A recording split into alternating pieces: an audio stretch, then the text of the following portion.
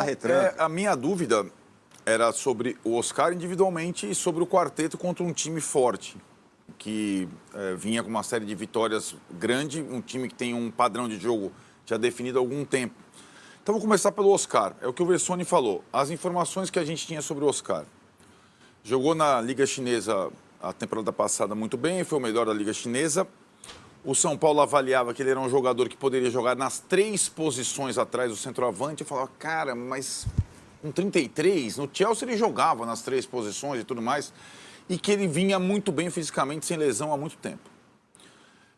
Contra o Guarani, a pré-temporada não vale, né, Tirone? Joga um pouquinho ali e tal, não sei o que lá. Contra o Guarani, o primeiro jogo, ele teve alguns lampejos. Nada do que a gente imaginasse ver 72 horas depois num campo encharcado como o jogo contra o Corinthians.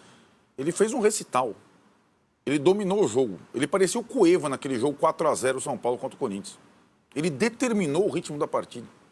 E jogou até o final. E aí, eu acho que o Oscar já mostra que ele, aí era a aposta da diretoria do São Paulo, que tentava isso desde o Rames, possa ser um jogador que alimente os demais do São Paulo. O São Paulo, como diz o Zubeldia, o São Paulo tem 3 jogadores que fazem gols: Lucas, Caleri e Luciano. Se tem alguém para alimentar esse cara e se juntar a Pablo Maia e Alisson para formar um meio-campo, coisa que o São Paulo não tem há alguns anos, a tendência é que, tecnicamente, o time do São Paulo evolua. O que surpreendeu foi isso no primeiro jogo desafiador da temporada. Vamos só lembrar o seguinte: o São Paulo jogou na quinta noite, com essa mesma escalação. No domingo, o campo encharcado, o jogo começou 1 hora depois, pegou o Corinthians, que vinha a semana inteira se preparando para esse jogo. E o São Paulo fisicamente sobrou, com um time mais velho. Isso me surpreendeu. Sobretudo no segundo tempo. O primeiro tempo, eu acho que o São Paulo começa bem, o Corinthians equilibra, tem a bola do Kaká na trave, como disse o Ramon Dias. Estamos vendo essa bola aí, né? Essa bola que, se entrasse, poderia ter mudado tudo. Mas no segundo tempo, muito bem ajeitado pelo Zubeldia no intervalo, taticamente, sobretudo no posicionamento do Pablo Maia, volante, que mudou completamente. E também os jogadores, os 4, começaram a jogar mais próximos, deixando os lados para os laterais. Parecia que o quarteto e o time do São Paulo jogavam juntos há 6 meses. Foi o segundo jogo dessa turma. E o gol que o Lucas faz, esse gol aí, que é o gol da bola parada, batida pelo Oscar no início do segundo tempo, a partir daí o São Paulo deitou e rolou no jogo. Aí tem uma questão que eu acho que é menos o jogo específico e mais o histórico do confronto São Paulo e Corinthians. O Corinthians sente o Morumbi. Simples. Quando o Corinthians toma um gol no Morumbi, ele desaba. Foi isso que aconteceu. Porque é o clássico de torcida única em São Paulo que o mando de campo mais faz a diferença. Lá e cá. São Paulo ganhou uma vez lá, o Corinthians ganhou uma vez cá, lá naquele gol do Yuri Alberto no Paulista do Rogério, nos últimos anos todos. O São Paulo, desde que a Arena Corinthians foi construída. Então tem um mando de campo muito forte nesse clássico. E o Corinthians sentiu o gol.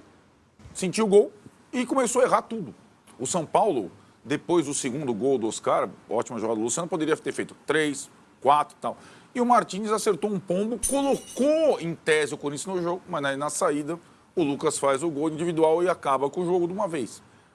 Então não foi uma vitória qualquer do São Paulo, foi uma vitória muito importante para dar a ideia do que pode ser esse time quando ele tiver mais desenvoltura e tudo mais. Repito, o Corinthians não perdia desde o clássico São Paulo, em terreno nacional. O Vessone lembrava. Aquela vez não vale porque foi 2 a menos, fazendo uma... Dessa vez não foi com 2 a menos. O São Paulo continua. O São Paulo não tinha jogado com o Corinthians ano passado no Morumbi. Jogou 2 vezes em Itaquera e 1 vez em Brasília. Ganhou 2, empatou 1. O São Paulo ganhou de novo do Corinthians. E ontem não teve conversa. Não teve conversa. Agora, o Ramon Dias, os jogadores do Corinthians, acho que eles têm que... Parecia que eles não tinham visto São Paulo e Guarani, que eles não sabiam como o São Paulo está jogando de uma forma diferente do ano. E o Corinthians, eu acho que no segundo tempo ele foi completamente... E os principais jogadores do Corinthians deixaram muito a desejar num jogo desse. Claro que fez falta o Garro, claro que fez falta o Bidon, mas foi mais do que isso. O Corinthians não jogou bem para aquele time que vinha numa série de vitórias gigante.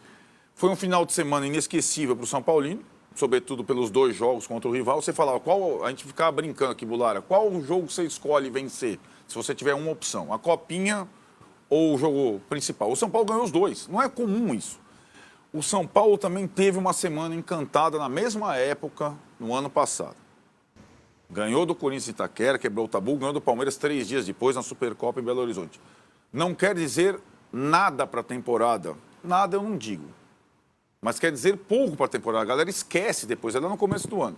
Mas, sem dúvida, o torcedor do São Paulo tem que estar feliz na segunda-feira, é evidente.